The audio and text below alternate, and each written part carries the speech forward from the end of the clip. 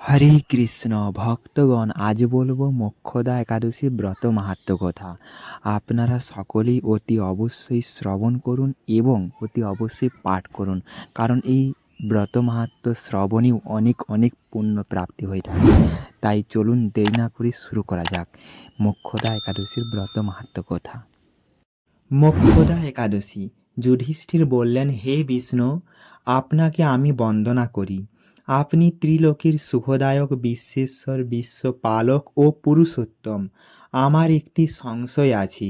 অগ্রহায়ণ মাসের শুক্লপক্ষের যে একাদশী, তার নাম কি, বিধি বা কি, ও কোন দেবতা এই একাদশীতে পূজিত হন, তা আমায় বলুন। শ্রীকৃষ্ণ বললেন, হে মহারাজ, আপনি উত্তম প্রশ্ন জিজ্ঞাসা করেছেন, যার মাধ্যমে আপনার যশ চতুর্দিকে বিস্তৃত হবে। এখন এই একাদশীর কথা আমি বর্ণনা করছি, যা শোনা মাত্রই বাজপেয় যজ্ঞের ফল লাভ হয়। অগ্রহায়ণ মাসের শুক্লপক্ষের এই একাদশী মোক্ষদা নামে পরিচিত। সর্ব পাপ নাশিনী ও ব্রত মধ্যে সর্বশ্রেষ্ঠা এই একাদশীর দেবতা শ্রী দামোদর। তুলসী মঞ্জরি, ধূপ, দীপ ইত্যাদি উপচারে শাস্ত্রবিধি অনুসারে শ্রী দামোদরের পূজা করতে হবে। পূর্ব বর্ণিত বিধি অনুসারে দশমী ও একাদশী পালন করতে হবে। এই উপবাস দিনে স্তব, স্তুতি, নৃত্য, গীত আদি সহ রাত্রি জাগরণ করা কর্তব্য। হে মহারাজ, প্রসঙ্গক্রমে একটি অলৌকিক কাহিনী আমি বলছি। মনোযোগ দিয়ে এই ইতিহাস শ্রবণ মাত্রই সর্ব পাপ ক্ষয় হয়। যে পিতৃপুরুষেরা নিজ নিজ পাপে অধর্জনী প্রাপ্ত হয়েছে, এই ব্রত পালনের পুণ্যফল বিন্দুমাত্র তাদেরকে দান করলে তারাও মুক্তি লাভের যোগ্য হন। কোনো এক সময় মনোরম চম্পকনগরে বৈখানস নামে এক রাজা ছিলেন। তিনি ছিলেন সমস্ত বৈষ্ণব সদ্গুণে বিভূষিত। প্রজাদের তিনি পুত্রের মতো পালন করতেন। তার রাজ্যে বহু বেদজ্ঞ ব্রাহ্মণ বাস করতেন। রাজ্যের সকলেই ছিল বেশ সমৃদ্ধশালী। একবার রাজা স্বপ্নে দেখলেন যে তার পিতা নরকে পতিত হয়েছেন। তাকে দেখে তিনি অত্যন্ত বিস্মিত হলেন। পরদিন ব্রাহ্মণদের ডেকে বলতে লাগলেন, হে ব্রাহ্মণগণ, গত রাত্রিতে স্বপ্নে নরক যাতনায় পিতাকে কষ্ট পেতে দেখে আমার হৃদয় বিদীর্ণ হচ্ছে। তিনি আমাকে লক্ষ্য করে বলতে লাগলেন, হে পুত্র, তুমি আমাকে নরক সমুদ্র থেকে উদ্ধার করো। তার সেই অবস্থা দেখে আমার অন্তরে সুখ নেই। আমার এই বিশাল রাজ্য, স্ত্রী, পুত্র, কিছুতেই আমি শান্তি পাচ্ছি না। কি করি, কোথায় যাই, কিছুই বুঝে উঠতে পারছি না। আমার পূর্বপুরুষেরা মুক্তিলাভ করতে পারেন এমন কোনো পুণ্য, ব্রত, তপস্যা ও যোগের কথা আমাকে উপদেশ করুন। আমি তা অনুষ্ঠান করব। আমার মতো পুত্র বর্তমান থাকা সত্ত্বেও যদি পিতামাতা পূর্বপুরুষরা যদি নরক যন্ত্রণা ভোগ করতে থাকেন, তবে সে পুত্রের কি প্রয়োজন? ব্রাহ্মণগণ বললেন, হে মহারাজ, আপনার রাজ্যের কাছেই মহর্ষি পর্বত মুনির আশ্রম রয়েছে। তিনি ত্রিকালজ্ঞ। তার কাছে আপনার মুক্তির উপায় জানতে পারবেন।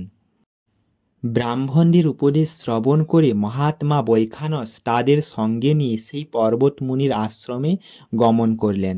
তারা দূর থেকে ঋষিবরকে সাষ্টাঙ্গ প্রণাম করে তার কাছে গেলেন। মুনিবর রাজার কুশল বার্তা জিজ্ঞাসা করলেন।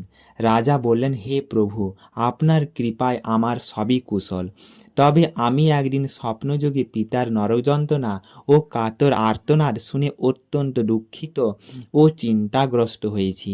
হে ঋষিবর, কোন পুণ্যের ফলে তিনি সেই দুর্দশা থেকে মুক্তি পাবেন, তার উপায় জানতেই আপনার শরণাগত হয়েছি। রাজার কথা শুনে পর্বতমুনি কিছুক্ষণ ধ্যানস্থ হয়ে বললেন, হে মহারাজ, পূর্বজন্মে তোমার পিতা অত্যন্ত কামাচারী হওয়ায় তার এরকম অধোগতি লাভ হয়েছে। এখন এই পাপ থেকে মুক্তির উপায় বর্ণনা করছি। অগ্রহায়ণ মাসের শুক্লপক্ষের মোক্ষদা একাদশী পালন করে সেই পুণ্যফল পিতাকে প্রদান করো। সেই পুণ্য প্রভাবে তোমার পিতার মুক্তি লাভ হবে। মুনির কথা শোনার পর রাজা নিজ গৃহে ফিরে এলেন। সেই পবিত্র তিথির আবির্ভাবে তিনি স্ত্রী পুত্রাদি সহ যথাবিধি মোক্ষদা একাদশী ব্রত পালন করলেন। ব্রতের পুণ্যফল পিতার উদ্দেশ্যে প্রদান করলেন। ওই পুণ্যফল দানের সঙ্গে সঙ্গে আকাশ থেকে পুষ্প বৃষ্টি হতে লাগলো। হে পুত্র, তোমার মঙ্গল হোক। এই বলতে বলতে বৈখানস রাজার পিতা নরক থেকে মুক্ত হয়ে স্বর্গে গমন করলেন। হে মহারাজ যুধিষ্ঠির, যে ব্যক্তি এই মঙ্গলদায়িনী মোক্ষদা একাদশী ব্রত পালন করে তার সমস্ত পাপ বিনষ্ট হয় এবং মৃত্যুর পর মুক্তি লাভ করে। এই ব্রতের পুণ্য সংখ্যা আমিও জানি না। চিন্তামণির মতো এই ব্রতটি আমার অত্যন্ত প্রিয়। এই ব্রত কথা যিনি পাঠ করেন এবং যিনি শ্রবণ করেন উভয়ই বাজপেয় যজ্ঞের ফল প্রাপ্ত হন। ইতি মোক্ষদা একাদশী ব্রত মাহাত্ম্য কথা সমাপ্ত। পশ্চিমবঙ্গে এই একাদশী ব্রত পালন করতে হবে 11ই ডিসেম্বর ও পরদিন পালনের সময়সূচি সকাল 6:30 থেকে সকাল 9:42 মধ্যে।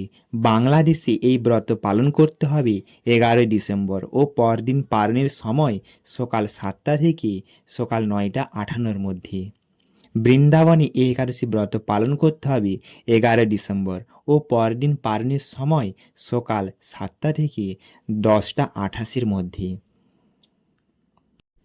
ভিডিওটিকে শেষ পর্যন্ত দেখার জন্য অনেক অনেক ধন্যবাদ। আপনারা ভালো থাকুন, সুস্থ থাকুন। রাধে রাধে।